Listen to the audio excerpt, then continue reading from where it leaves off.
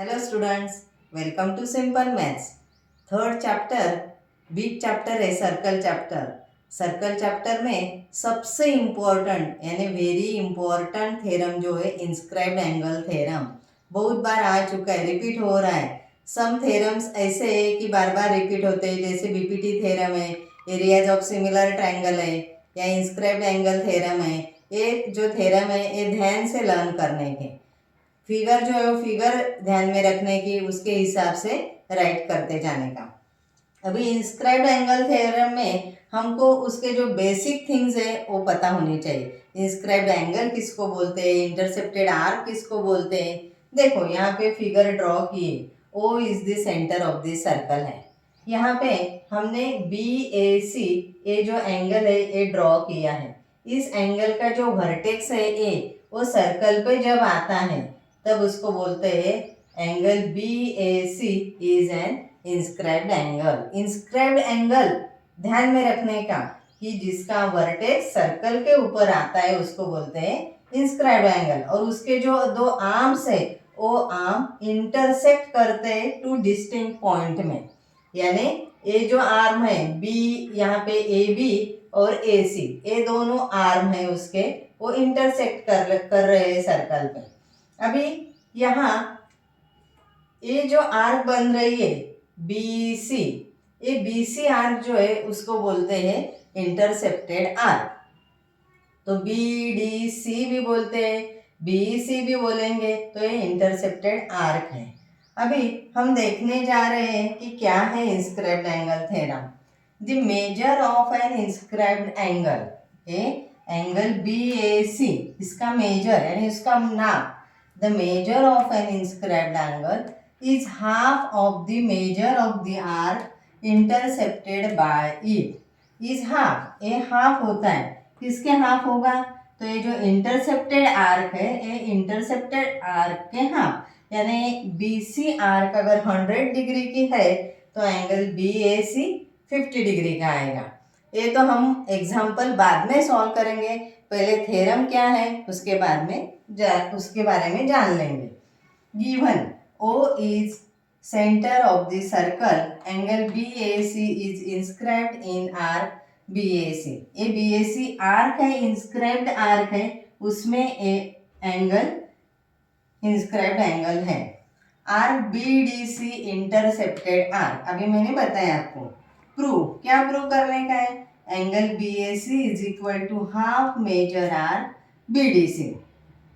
उसके लिए हमने कंस्ट्रक्शन किया है, ड्रॉ रेडियस OC, ये OC रेडियस है और ये OA भी रेडियस है। ये ऐसे ड्रॉ करने की ये OA कि वो इंटरसेक्ट करती है at point E which is on circle. Prove करेंगे इन ट्रायंगल AOC।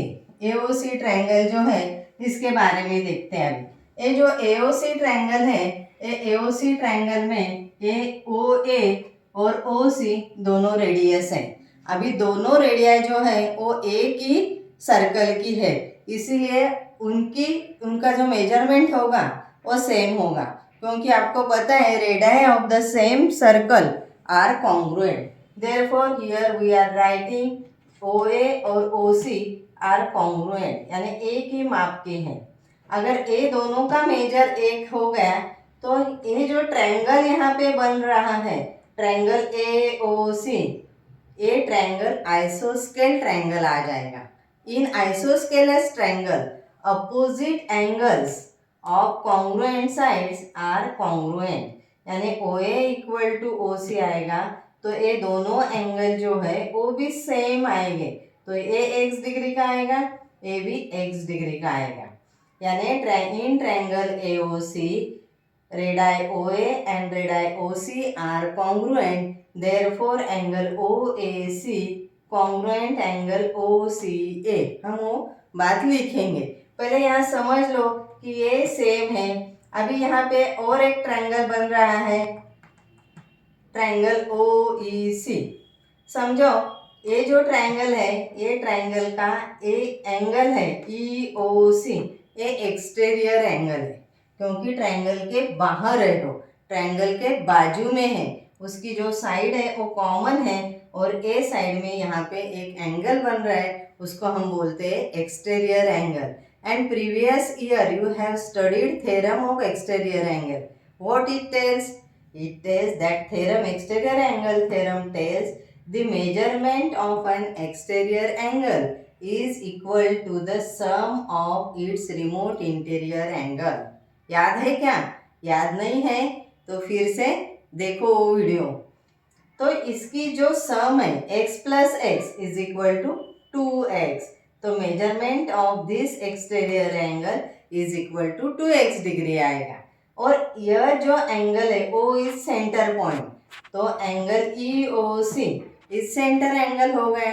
अभी सेंटर एंगल और ये इंटरसेप्टेड आर्क है, ये दोनों एक ही माप के रहते हैं।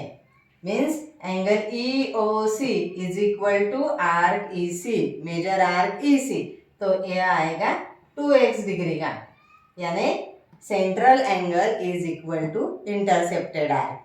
तो ये सब ध्यान में रखो। अभी हम लिखते जा रहे हैं क्या क्या है वो। अभी हमने फिगर में जो देखा है वही यहाँ पे राइट किया है कि ये दोनों जो रेडियस है सर्कल के वो सेम है, कॉन्ग्रुएंट है, इसलिए उनको x डिग्री उनके एंगल आए, थ्योरम ऑफ आइसोस्केलस ट्रायंगल। तो एंगल EOC जो एक्सटीरियर एंगल था उसका मेजरमेंट 2x आया। एंगल EOC सेंट्रल एंगल है, तो आर्क EC भी 2x डिग्री यानी उतने ही माप की है, यहाँ तक हमने देखा है। अभी ये फर्स्ट है और ये सेकेंड है, उसको हमने स्टेटमेंट को नेम दे दी कि ये फर्स्ट वाला स्टेटमेंट है, ये सेकेंड वाला स्टेटमेंट है। तो फर्स्ट और सेकेंड स्टेटमेंट क्या कहता है कि एंगल OAC यानी ए वाला एंगल OAC, ये OAC angle is half of the major arc EC। यहाँ पे वो हमने लिख दिया है कि एंगल OAC, उसको ये एंगल EAC बोलते हैं, वहाँ पे EAC भी लिख सकते हैं क्योंकि OAC is also EAC is half of major arc EC। Similarly हम यह भी लिख सकते हैं कि एंगल BAE, जैसे AEAC था वैसे ही BAE, A angle half of the major arc B। वो यहाँ पे लिख दिया है कि मेजर आर्क BE के हाफ है ये एंगल ये भी। अभी थर्ड और फोर्थ स्टेटमेंट उसको दे दिया है। ऐड करेंगे हम थर्ड और fourth statement, add third and fourth. तो थर्ड और फोर्थ ऐड करके क्या हो जाएगा, ए वाला यानी EAC प्लस EAB, ये दोनों जो है EAB और EAC की ऐड करने के बाद ये दोनों आर्क भी ऐड हो जाएगी, तो एंगल BAC बनता है। Angle BAC is equal to half major arc BDC। ये दोनों आर्क ऐड होने के बाद उसका नाम आता है BDC दे सकते हैं, या मेजर आर्क BC भी दे सकते हैं। तो hence it is proved that the measure of an inscribed angle, a inscribed angle, इसका measure half of the measure of the arc intercepted by it. समझ में आया? Thank you. अगर समझ में आ रहा है तो please like, share and subscribe my channel. Best luck.